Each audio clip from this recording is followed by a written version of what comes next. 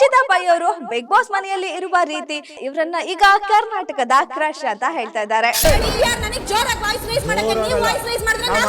ಸ್ವಾಭಿಮಾನ ವಿಚಾರದಲ್ಲಿ ಇವರು ಯಾವ್ದನ್ನ ಲೆಕ್ಕಕ್ಕೆ ಮಾಡಲ್ಲ ಅನ್ನೋದು ಹೇಳ್ಬೋದು. ನಾನು ಗೌತಮಿ ಅಂತರಂತೂ ನಾನು ಕೇಳಲ್ಲ. ಅವರಿಂದ ನಾನು ಕ್ಯಾಪ್ಟನ್ ಆಗ್ಬೇಕು ಅನ್ನೋದಿದ್ರೆ ನಾನು ಆಡೋದೇ ಇಲ್ಲ. Guarantee guarantee guarantee. ಇದು ಗ್ಯಾರಂಟಿ ನ್ಯೂಸ್. ನಾನು ಧನುಶ್ರೀ. ಈಗ ಕರ್ನಾಟಕಕ್ಕೆ ಹೊಸ ಕ್ರಶ್ ಆಗಿದ್ದಾರೆ, ಅದು ಕೂಡ ಬಿಗ್ ಬಾಸ್ ಮನೆಯಿಂದ. ಬಿಗ್ ಬಾಸ್ ಮನೆಯಲ್ಲಿ ಇವರು ಇರುವ ರೀತಿ, ಇವರ ವ್ಯಕ್ತಿತ್ವ ನೋಡಿ ಇವರು ಕರ್ನಾಟಕದ ಕ್ರಶ್ ಅಂತಿದ್ದಾರೆ. ಯಾರು ಅಂತ ಅನ್ಕೋತಾ ಇದ್ದೀರಾ? ಬೇರೆ ಯಾರು ಅಲ್ಲ, ಪಾರು ಸೀರಿಯಲ್ ಖ್ಯಾತಿಯ ಮೋಕ್ಷಿತಾ ಪೈ ಅವರು. ಹೌದು, ಮೋಕ್ಷಿತಾ ಪೈ ಅವರು ಬಿಗ್ ಬಾಸ್ ಮನೆಯಲ್ಲಿ ಇರುವ ರೀತಿ, ಇವರ ವ್ಯಕ್ತಿತ್ವ, ಇವರು ಟಾಸ್ಕ್ ಅನ್ನ ಆಡೋ ರೀತಿ, ಇವರ ಸ್ವಭಾವ, ಇವರ ಗುಣ, ಇದೆಲ್ಲದ್ರಿಂದ ಇವರನ್ನ ಈಗ ಕರ್ನಾಟಕದ ಕ್ರಶ್ ಅಂತ ಹೇಳ್ತಾ ಇದ್ದಾರೆ. ಇನ್ನು ಮೋಕ್ಷಿತಾ ಪೈ ಅವ್ರನ್ನ ಯಾರು ಅಂತ ನೋಡೋದಿದ್ರೆ, ಪಾರು ಸೀರಿಯಲ್ ನಲ್ಲಿ ನಾಯಕಿ ಪಾತ್ರ ವಹಿಸಿ ಸಾಕಷ್ಟು ಜನಪ್ರಿಯತೆಯನ್ನ ಗಳಿಸಿದ್ರು. ಇದಾದ್ಮೇಲೆ ಇವರು ಈಗ ಬಿಗ್ ಬಾಸ್ ಮನೆಗೆ ಬಂದಿದ್ದಾರೆ. ಇನ್ನು ಇವರು ಸೋಷಿಯಲ್ ಮೀಡಿಯಾದಲ್ಲೂ ಕೂಡ ಸಾಕಷ್ಟು ಆಕ್ಟಿವ್ ಆಗಿರ್ತಾರೆ. ಜೊತೆಗೆ ಇವರ ವಿಶೇಷ ಚೇತನ ತಮ್ಮನನ್ನ ಕೂಡ ತುಂಬಾ ಪ್ರೀತಿಯಿಂದ ನೋಡ್ಕೋತಾರೆ. ಸ್ವಂತ ಮಗನ ರೀತಿಯಲ್ಲೇ ಆರೈಕೆ ಮಾಡಿ ನೋಡ್ಕೊಳ್ತಾರೆ. ಇನ್ನು ಇವರ ತಮ್ಮನ ಜೊತೆಗಿನ ವಿಡಿಯೋಸ್ಗಳು ಕೂಡ ಜನರಿಗೆ ತುಂಬಾನೇ ಅಚ್ಚುಮೆಚ್ಚು. ಇನ್ನು ಇವರ ತಮ್ಮನ ಜೊತೆಗಿನ ವಿಡಿಯೋಸ್ಗಳು ಕೂಡ ಜನರಿಗೆ ತುಂಬಾನೇ ಇಷ್ಟ ಆಗುತ್ತೆ. ಇನ್ನು ಇವರು ಬಿಗ್ ಬಾಸ್ ಮನೆಯಲ್ಲಿ ಇರುವ ರೀತಿ ಕೂಡ ಜನರಿಗೆ ಸಾಕಷ್ಟು ಇಷ್ಟ ಆಗುತ್ತೆ.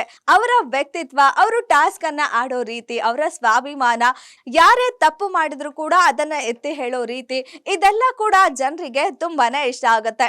ಇನ್ನು ಟಾಸ್ಕ್ ವಿಚಾರದಲ್ಲಿ ಬಂದ್ರು ಕೂಡ ಮೋಕ್ಷಿತಾ ಅವರು ತಮ್ಮ 100% ಅನ್ನ ಕೊಡ್ತಾರೆ. ಟಾಸ್ಕ್ ಗಳಲ್ಲಿ ಯಾವುದೇ ಟಾಸ್ಕ್ ಇದ್ರೂ ಕೂಡ ಅದನ್ನು ಅಷ್ಟು ಸುಲಭವಾಗಿ ಬಿಟ್ಕೊಡಲ್ಲ. ಟಫ್ ಕಾಂಪಿಟೇಷನ್ ಕೊಡ್ತಾರೆ ಅಂತಾನೆ ಹೇಳ್ಬೋದು. ಇನ್ನು ಎಲ್ಲಾ ಟಾಸ್ಕ್ ನಲ್ಲೂ ಕೂಡ ಇವರು ಭಾಗವಹಿಸುವಿಕೆ, ಇದೆಲ್ಲ ಕೂಡ ಜನರಿಗೆ ತುಂಬಾನೇ ಇಷ್ಟ ಆಗ್ತಾ ಇದೆ. ಇನ್ನು ಮೋಕ್ಷಿತಾ ಅವರು ಬಿಗ್ ಬಾಸ್ ನ ಆರಂಭದ ದಿನಗಳಲ್ಲಿ ಗೌತಮಿ ಹಾಗೂ ಮಂಜು ಅವರ ಸ್ನೇಹ ಮಾಡಿ ಒಂದು ಫ್ರೆಂಡ್ಶಿಪ್ ಝೋನ್ ಅನ್ನ ಕ್ರಿಯೇಟ್ ಮಾಡ್ಕೊಂಡು ಅವ್ರ 3 ಜನ ಒಂದು ಗುಂಪು ರೀತಿಯಲ್ಲಿ ಇದ್ರು.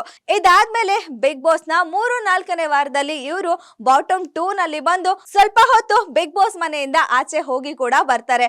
ಒಂದ್ ರೀತಿಯಲ್ಲಿ ಎಲಿಮಿನೇಟ್ ಆಗೇ ಹೋದೆ ಅನ್ನೋ ಭಯ ಅವರಿಗೂ ಕೂಡ ಬಂದಿತ್ತು. ಇದಾದ್ಮೇಲೆ ಅವರು ತಮ್ಮ ಆಟವನ್ನ ಶುರು ಮಾಡ್ತಾರೆ. ಅವರ ಫ್ರೆಂಡ್ಶಿಪ್ ಝೋನ್ ಇಂದ ಆಚೆ ಬಂದು ಅವರು ಸಿಂಗಲ್ ಆಗಿ ಆಟ ಆಡಕ್ಕೆ ಶುರು ಮಾಡ್ತಾರೆ.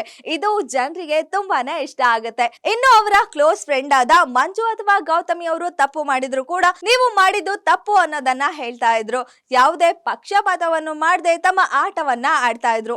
ಇನ್ನು ಇವರ ಇನ್ನೊಂದು ಗುಣದ ಬಗ್ಗೆ ಮಾತಾಡೋದು ಅಂದ್ರೆ ಸ್ವಾಭಿಮಾನ ವಿಚಾರದಲ್ಲಿ ಇವರು ಯಾವ್ದನ್ನ ಲೆಕ್ಕಕ್ಕೆ ಮಾಡಲ್ಲ ಅನ್ನೋದು ಹೇಳ್ಬೋದು.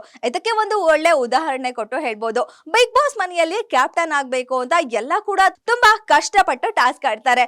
ಅದೇ ರೀತಿ ಮೋಕ್ಷಿತಾ ಅವರು ಕೂಡ ಟಾಸ್ಕ್ ಆಡಿ ಕ್ಯಾಪ್ಟನ್ಸಿ ಟಾಸ್ಕ್ ಆಡುವ ಅವಕಾಶ ಬರುತ್ತೆ. ಆದ್ರೆ ಅವರು ಕ್ಯಾಪ್ಟನ್ಸಿ ಟಾಸ್ಕ್ ಆಡಲು ಗೌತಮಿ ಅವರ ಸಹಾಯ ಕೇಳ್ಬೇಕಾಗತ್ತೆ. ಆಗ ಮೋಕ್ಷಿತಾ ಅವರು ತಮ್ಮ ಸ್ವಾಭಿಮಾನಕ್ಕೆ ಅದು ಅಡ್ಡ ಬರುತ್ತೆ ಅಂತ ಗೌತಮಿ ಅವರ ಬಳಿ ಕೇಳ್ದೆ ನಾನು ಕ್ಯಾಪ್ಟನ್ಸಿ ಟಾಸ್ಕ್ ಆಡಲ್ಲ ಅನ್ನೋ ನಿರ್ಧಾರವನ್ನ ತಗೊಳ್ತಾರೆ. ಬೇಕಿದ್ರೆ ಬಿಗ್ ಬಾಸ್ ಈಗ್ಲೇ ಮನೆಯಿಂದ ಆಚೆ ಕಳ್ಸಿದ್ರು ಪರವಾಗಿಲ್ಲ, ನನಗೆ ನನ್ನ ಸ್ವಾಭಿಮಾನನೇ ಮುಖ್ಯ ಅನ್ನೋ ಒಂದು ನಿರ್ಧಾರವನ್ನ ತಗೊಳ್ತಾರೆ. ಇದು ಬಿಗ್ ಬಾಸ್ ಮನೆಯಲ್ಲಿ ಇರುವ ಎಲ್ಲ ಸ್ಪರ್ಧಿಗಳಿಗೆ ಇಷ್ಟ ಆಗಲ್ಲ. ಇದರಿಂದ ಮೋಕ್ಷಿತಾ ಅವರು ಅವರ ವಿರೋಧ ಕೂಡ ಕಟ್ಕೋತಾರೆ. ಆದ್ರೆ ಇದು ಜನರಿಗೆ ತುಂಬಾನೇ ಇಷ್ಟ ಆಗುತ್ತೆ. ಇನ್ನು ಮೋಕ್ಷಿತಾ ಅವರು ಬಿಗ್ ಬಾಸ್ ಮನೆಯಲ್ಲಿ ಆಟ ಟಾಸ್ಕ್ ಅಂತ ಬಂದ್ರೆ ತಮಗೆ ಇಷ್ಟ ಇಲ್ಲ, ಅವ್ರ ಮೇಲೆ ಅಸಮಾಧಾನ ಇದ್ರೂ ಕೂಡ ಅವ್ರ ಗುಂಪಲ್ಲಿ ಇದ್ರೆ ಅದಕ್ಕೆ 100% ಕೊಟ್ಟು ಆಟ ಆಡ್ತಾರೆ. ಇದೆಲ್ಲದ್ರಿಂದ ಬಿಗ್ ಬಾಸ್ ಮನೆಯಲ್ಲಿ ಅವರು ಇರೋ ರೀತಿಯಿಂದ, ಟಾಸ್ಕ್ ಅನ್ನ ಆಡೋ ರೀತಿ, ಇದೆಲ್ಲ ಗುಣಗಳಿಂದ ಅವರು ಕರ್ನಾಟಕದ ಜನತೆಗೆ ಇಷ್ಟ ಆಗ್ತಾ ಹೋಗ್ತಾ ಇದ್ದಾರೆ. ಇನ್ನು ಕೆಲವು ದಿನಗಳ ಹಿಂದೆ ಕೂಡ ಇವರ ಬಗ್ಗೆ ಕೆಲವೊಂದು ಹಳೆ ವಿಚಾರದ ಬಗ್ಗೆ ಅಪಪ್ರಚಾರಗಳು ಕೂಡ ಆಗಿತ್ತು. ಆಗ್ಲೂ ಕೂಡ ಇವರನ್ನ ಇಷ್ಟಪಡೋ ಜನ ಇವರನ್ನ ಎಲ್ಲೂ ಬಿಟ್ಕೊಡ್ಲಿಲ್ಲ. ಇವರ ಬಗ್ಗೆ ಅದೇ ಪ್ರೀತಿಯನ್ನ ಇನ್ನು ಉಳಿಸ್ಕೊಂಡಿದ್ದಾರೆ. ಹಾಗೆ ಮೋಕ್ಷಿತಾ ಅವರು ಕೂಡ ಈಗ ಬಿಗ್ ಬಾಸ್ ಮನೆಯಲ್ಲಿ ಆಡುವ ರೀತಿಯಲ್ಲೇ ಮುಂದಿನ ದಿನಗಳಲ್ಲೂ ಕೂಡ ತಮ್ಮ ಆಟವನ್ನ ಮುಂದುವರಿಸಿಕೊಂಡೋದ್ರೆ ಬಿಗ್ ಬಾಸ್ ಮನೆಯಲ್ಲಿ ಟಾಪ್ 5 ಸ್ಪರ್ಧಿಯಾಗಿ ಕೂಡ ಇರ್ತಾರೆ. ಇನ್ನೇನು ಬಿಗ್ ಬಾಸ್ ಮುಗಿಯಲು ಕೆಲವೇ ವಾರಗಳು ಕೂಡ ಇದೆ. ಇಷ್ಟು ದಿನ ಬಿಗ್ ಬಾಸ್ ಮನೆಯಲ್ಲಿ ತುಂಬಾ ಸ್ಟ್ರಾಂಗ್ ಸ್ಪರ್ಧಿಯಾಗಿ ಆಟ ಆಡಿದ್ದಾರೆ. ಇನ್ ಮುಂದೆ ಕೂಡ ಇದೇ ರೀತಿ ಆಟ ಆಡಿದ್ರೆ ಟಾಪ್ 5 ಕಂಟೆಸ್ಟೆಂಟ್ ಆಗೋದ್ರಲ್ಲಿ ಡೌಟ್ ಇಲ್ಲ ಅಂತ ಹೇಳ್ಬೋದು. ಇದಾಗಿತ್ತು ಈ ಹೊತ್ತಿನ ಸ್ಪೆಷಲ್ ಸ್ಟೋರಿ. ಇನ್ನಷ್ಟು ಸುದ್ದಿಗಾಗಿ ನೋಡ್ತಾ ಇರಿ ಗ್ಯಾರಂಟಿ ನ್ಯೂಸ್. ಸುದ್ದಿ ಖಚಿತ, ನ್ಯಾಯ ನಿಶ್ಚಿತ. ಗ್ಯಾರಂಟಿ ನ್ಯೂಸ್, ಸುದ್ದಿ ಖಚಿತ, ನ್ಯಾಯ ನಿಶ್ಚಿತ.